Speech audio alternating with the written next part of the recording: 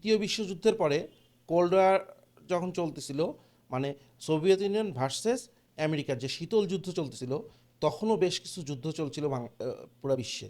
কিন্তু সেই যুদ্ধগুলো যখন শেষ হয় এবং সোভিয়েত ইউনিয়ন ভেঙে যায়, তখন আমেরিকা এবং ইসরায়েলের ফোকাস হয় হচ্ছে মুসলিম রাষ্ট্রগুলোর প্রতি। এবং রিসেন্টলি তাদের টার্গেটে কিন্তু ভারতও এসেছে। এই আমেরিকা এবং ইসরায়েল মিলে সারা বিশ্বের মানুষকে কিভাবে গুজব আর মিথ্যা ছড়ায় যুদ্ধগুলোকে জায়েজ করতেছে, সেটা একটু বলতে আসতেছি। দেখেন বিষয়গুলো এরকম, নামগুলো শুনেন: the new York Times, the Washington post, the Wall Street journal, US today, Los Angeles Times, টেলিভিশনে আসেন CNN, Fox news, NBC news, ABC news, CBS news. দেখেন এগুলো এক একটা হচ্ছে বিশাল বড় বড় পুরো বিশ্বব্যাপী প্রাধান্য বিস্তার করা সংবাদ মাধ্যম। আমি পাঁচটা হচ্ছে প্রথম সারির আমেরিকার প্রিন্ট মিডিয়ার কথা বললাম, পাঁচটা টেলিভিশন মিডিয়ার কথা বললাম। এর মধ্যে দ্য নিউ ইয়র্ক টাইমসকে বলা হয় হচ্ছে বাইবেল অফ জার্নালিজম। পুরা বিশ্বে নিউ ইয়র্ক টাইমসকে এই জায়গায় চিন্তা করা হয় যে নিউ ইয়র্ক টাইমসে কোনো কিছু আসছে, সেটাই সত্য। নিউ ইয়র্ক টাইমস কিছু বলতেছে, ব্যাখ্যা করতেছে, এটা তো মিথ্যা হইতেই পারে না। টিল নাও কিন্তু এটা চিন্তা করা হয় সাধারণ মানুষ পুরো বিশ্বের। এরপরে আসেন গ্লোবাল মিডিয়াতে: AP broadcasting, BBC, Deutsche Welle, Reuters, the Independent, the Economics, এমনকি ইন্ডিয়ার হচ্ছে দ্য হিন্দু, হিন্দুস্তান টাইমস এবং কাতারের আল জাজিরা। এই নামগুলো মনে রাখবেন। আসেন সোশ্যাল মিডিয়াতে: Facebook, Twitter, Instagram, YouTube, Google. এগুলো সবগুলোর বর্তমানে প্রধান পৃষ্ঠপোষক হচ্ছে আমেরিকায় অবস্থিত লবিস্ট ফার্ম। হচ্ছে AIPAC, CUFI, J street, ADL এবং কনফারেন্স অফ পিসাইড অর্গানাইজেশন। এই পাঁচটা অর্গানাইজেশনই হচ্ছে ইসরায়েলের পক্ষে লবিস্ট ফার্ম আমেরিকায়। তারা প্রথমে এই ফার্মগুলো কিন্তু আমেরিকায় ঘাঁটি গাড়ছে হচ্ছে ইসরায়েলের পক্ষে তাদের লবিস্ট ফার্ম হিসাবে।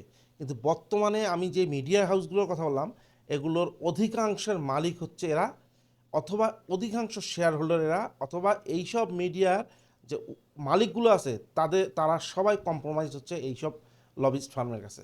এই লবিস্ট ফার্মগুলো হচ্ছে ন্যারেটিভ বিল্ড করার জন্য দায়িত্ব দেয়, এবং ওই সব মিডিয়াগুলো বিশ্বের প্রথম সারির যে আপনার যদি 30টা মিডিয়া হাউস ধরেন, প্রিন্ট মিডিয়া ধরেন, অথবা টেলিভিশন মিডিয়া ধরেন, অথবা সোশ্যাল মিডিয়া ধরেন, প্ল্যাটফর্ম বলেন, সবখানে এখন একদম কন্ট্রোলড হচ্ছে এই পাঁচটা organisation: AIPAC, CUFI, J street, ADL এবং কনফারেন্স অফ পিসাইড অর্গানাইজেশন। কনফারেন্স অফ পিসাইড অর্গানাইজেশনের মধ্যে কিন্তু আরও 50টা ছোট ছোট সংগঠন আছে, যেটা মিলে এই সংগঠনটা।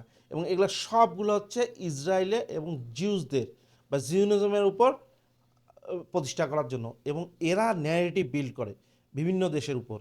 মুসলিম বিশ্বের উপর যেই দেশকে টার্গেট করবে তার বিরুদ্ধে দুনিয়ার গুজব ছড়ানো হয় এবং লাগাতার গুজব ছড়ানো হয়, এবং সবাই একভাবে নিউজ করে।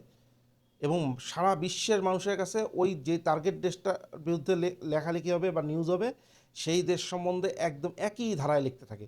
এবং সাধারণ মানুষ, বিশেষ করে বাংলাদেশ, ইন্ডিয়া, পাকিস্তান বা আফ্রিকার দেশগুলো, আমরা যারা হচ্ছে এই সব নিউজ মিডিয়াকে একদম বাইবেল হিসেবে মনে করি, বা মনে করেন কোনো মানে ওহী নাজির হচ্ছে এইভাবে বিশ্বাস করি, তারা কিন্তু আস্তে আস্তে ডাইভার্ট হই এবং তাদের কথাকে বিশ্বাস করে কিন্তু অনেক কিছুকে আমরা উল্টাপাল্টা চিন্তা করি।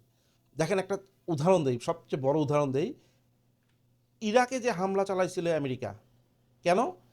ইরাকে মানে বিশাল বিধ্বংসী সব অস্ত্র বানাচ্ছে, বিশাল মানে মানব সভ্যতা ধ্বংস হয়ে যাবে এমন সব অস্ত্র বানাচ্ছে। এই দোহাই দিয়ে কিন্তু জর্জ ডাব্লিউ বুশ হামলা চালা হচ্ছে ইরাকে সাদ্দামের বিরুদ্ধে, এবং সেখানে ম্যাসিভ গণহত্যা চালানো হয়। আপনাদেরকে বলতেছি, একদম সরাসরি সাধারণ মানুষ হত্যা করা হচ্ছে 1,85,000 থেকে 2,10,000-এর মতন। এটা ডকুমেন্টেড, মানে এগুলোর বডি পাওয়া গেছে ডাইরেক্ট। ইনডাইরেক্ট ডেথ মানে যুদ্ধকালীন চলা অবস্থায় তো এর একটা প্রতিক্রিয়া তৈরি হয়, এর কারণে কিন্তু আশেপাশে ক্ষতিগ্রস্ত হয় সাধারণ মানুষ। সেখানে কিন্তু ওই যে মেডিকেল চিকিৎসা, শিক্ষা, খাদ্য, এগুলোর সংকট তৈরি হয়। এই কারণে মারা গেছে প্রায় 1.5 লক্ষ থেকে 2.5 লক্ষ মানুষ। এবং টোটাল পুরো যতদিন পর্যন্ত যুদ্ধ চলছে তাতে ধারণা করা হয় হচ্ছে 4,50,000 থেকে 6 লক্ষ মানুষ, সাধারণ মানুষ মারা গেছে। এবং আমেরিকার মাত্র 4,483 জন মারা গেছে। এই আমেরিকার এরা মারা গেছে পরবর্তী এই দীর্ঘ 20 বছরের যুদ্ধে আসলে যোগফলে।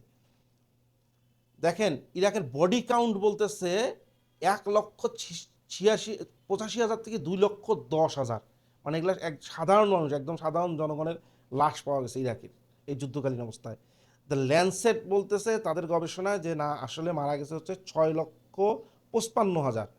পিএলএস মেডিসিন, তারা যেহেতু বিভিন্নখানে স্বাস্থ্যসেবা দেয় এই ধরনের যুদ্ধ ময়দানে, তাদের এস্টিমেটেড বলতেছে 4,61,000 মানুষ মারা গেছে। দেখেন ডাইরেক্ট ভায়োলেন্সে তো 10 থেকে 12% এই মহিলা এবং শিশু মারা গেছে বলা হচ্ছে এই গবেষণার মধ্যে, মানে 10 থেকে 12% ডাইরেক্ট হচ্ছে এই ভায়োলেন্সের কারণে, এই যুদ্ধের কারণে মারা গেছে।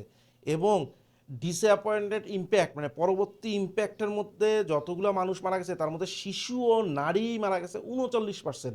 মানে যে 6 লক্ষ সাধারণ মানুষ মারা যায় তার মধ্যে 39%, মানে অলমোস্ট 3.5 লাখ থেকে 4 লাখ নারী ও শিশু মারা গেছে এই আমেরিকা মেরে ফেলছে এই ইরাকে এসে। শুধুমাত্র দোহাই কি দিছিল যে ওইখানে মানে মানবতা বিরোধী কাজ করতেছে সাদ্দাম, ওইখানে রাসায়নিক বোমা বানাচ্ছে, ওখানে পরমাণু বোমা বানাচ্ছে, ওখানে অনেক ধ্বংসযজ্ঞ চালানোর মতন বোমা বানাচ্ছে, এই ধরনের কারণ দেখায় কিন্তু ইরাকে হামলা চালাইছে। অথচ দেখেন যুদ্ধ শেষ হওয়ার পরে যখন দেখলো না আসলে ইরাকে কোনো অস্ত্র নাই, কিছু নাই, তখন কিন্তু সাধারণ মানুষ প্রশ্ন করা শুরু করলো। এবং সাধারণ মানুষের মধ্যে এক ধরনের, এমনকি খোদ আমেরিকার মধ্যেও কিন্তু এক ধরনের অভিযোগ ওঠা শুরু করলো এই নিউ ইয়র্ক টাইমসের উপর। কারণ ইরাকের বিরুদ্ধে এই যে ইরাক যে এই ধরনের অস্ত্র বানাচ্ছে বলে মিথ্যা প্রোপাগান্ডা চালানো হয়েছিল, এইটার মূল হোতা ছিল হচ্ছে নিউ ইয়র্ক টাইমস। এবং নিউ ইয়র্ক টাইমসের স্পেশালি হচ্ছে মিলার নামের একজন সাংবাদিক, সে লাগাতার আর্টিকেল লিখে গেছে যে কত ধরনের ধ্বংসযজ্ঞ চালানোর মতন বোমা বানাচ্ছে হচ্ছে সাদ্দাম হোসেন। এইটা লাগাতার নিউজ করছে কিন্তু যুদ্ধের আগের 3 মাস। এবং পরবর্তীতে যখন এটা প্রমাণ হয়েছে যে এটা মিথ্যা, তার কিছুই বিচার হয় নাই, তা সে সরিও জানায় নেই। এমনকি নিউ ইয়র্ক টাইমসও এটার জন্য কিন্তু আহামরি কোনো ব্যবস্থা নেয়নি। পরে নিউ ইয়র্ক টাইমসের অন্যান্য এমপ্লয়িরা এবং সাধারণ জনগণের বিক্ষোভের মুখে এই সাংবাদিকটার শুধু চাকরিটা চলে গেছে। চাকরি চলে যায় নাই, তাও নিউ ইয়র্ক টাইমস তার চাকরি খায় নাই, সে নিজে থেকেই রিজাইন দিতে হয়েছে। কারণ এই ধরনের চাপ আসতেছিল সাধারণ মানুষের উপর, সবাই সিসি করতেছিল। বুঝতেছেন কি বিষয়টা, যে এইখানে কিভাবে এতগুলো যে 6 লক্ষ মানুষ মারা গেল এইসব সাংবাদিকতার কারণে, এইসব সংবাদপত্রের কারণে, এইসব টেলিভিশন মিডিয়ার কারণে, যে একটা দেশের 6 লক্ষ মানুষ মারা গেল, যার মধ্যে 4 লক্ষই প্রায় হচ্ছে শিশু ও নারী অসহায়। এবং এখন দেখেন ইরাক একদম ধ্বংসযজ্ঞে পরিণত হয়েছে, ইরাকে পুরো একটা ব্যাটেল গ্রাউন্ডে তৈরি হয়েছে। এটা আমেরিকা করছে নিউ ইয়র্ক টাইমসের মাধ্যমে সহ আরও বিশ্বের, এমনকি বিবিসি, ডয়েচে ভেল, রয়টার্স, এপিএ, যেগুলোকে আমরা রেফারেন্স হিসেবে ইউজ করি, এরা সবাই এই কাজটা করছে, সবাই মিলায়। ইংল্যান্ডের তৎকালীন প্রধানমন্ত্রীও কিন্তু স্বীকার করছে যে হ্যাঁ, এই আমরা জানতাম যে এখানে তেমন কোনো অস্ত্র নাই, আমরা এটা অন্যায় যুদ্ধ করছি। এবং এই ন্যারেটিভটাই বিল্ড করে হচ্ছে এই the new York Times, the Washington post, the Wall Street journal, USA today, Los Angeles Times, CNN, Fox news, NBC news, ABC news, CBS news, BBC, Reuters. তারপরে হচ্ছে আমি যে ওই যে ভারতের কথা বললাম, আপনি লক্ষ্য রাখবেন ইদানিং দ্য হিন্দু এবং হিন্দুস্তান টাইমস, এই দুইটাকেও সন্দেহ করা হয় এরাও কম্প্রোমাইজড বাই ইসরায়েল। এরাও কিন্তু ন্যারেটিভ বিল্ডের কাজ করতেছে, ন্যারেটিভ বিল্ডের কাজ করতেছে। দেখেন মণিপুরে যে এত এত মানুষ মরতেছে, এটা নিয়ে কিন্তু হিন্দুতে তা আহামরি কিছু নাই। তারপরে হিন্দুস্তান টাইমসে আহামরি কিছু নাই, এবং ইন্ডিয়ার কিছু চ্যানেল কিন্তু এই ধরনের কোনো নিউজ নাই। অথচ মণিপুরে কিন্তু 2023 থেকে 26 পর্যন্ত গণহত্যা চলতেছে। মহিলারা বাধ্য হয়ে নিজেদের কাপড় খুলে উলঙ্গ হয়ে রাস্তার মধ্যে দাঁড়ায় প্রোটেস্ট করতেছে। কিন্তু ভারতের এইসব মিডিয়াতে নাই। ভারতের এইসব মিডিয়া এখন ন্যারেটিভ বিট করতেছে প্রতিবেশী দেশ বাংলাদেশ বা পাকিস্তান বা আশেপাশের দেশের হিন্দু মুসলিম দ্বন্দ্ব নিয়ে, তবে হিন্দু মুসলিমের বিভিন্ন বিষয় নিয়ে ন্যারেটিভ বিল্ড করতেছে।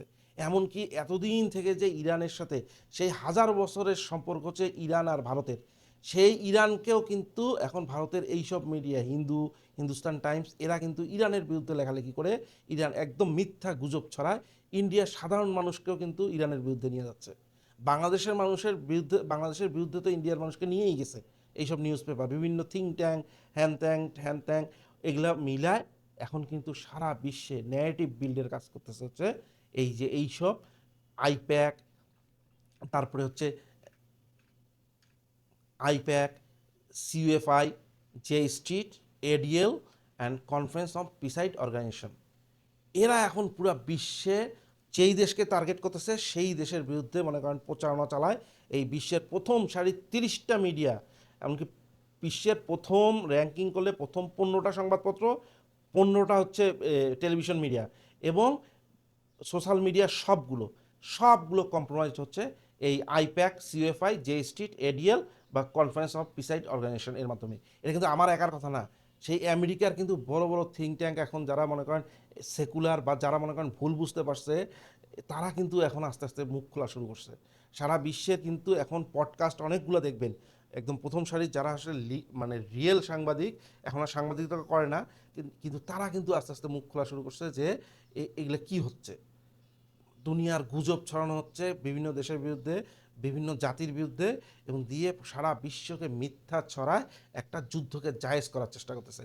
ইরানেও কিন্তু এই যে ইরানে সেই নেতানিয়াহু এবং এইসব নিউজ মিডিয়া, সে 2000 কেন এই 1990 থেকেই বলতেছে আগামী 2 মাস পরে ইরান পরমাণু বোমা হবে, আগামী 1 বছর পরে ইরান পরমাণু বোমা হবে।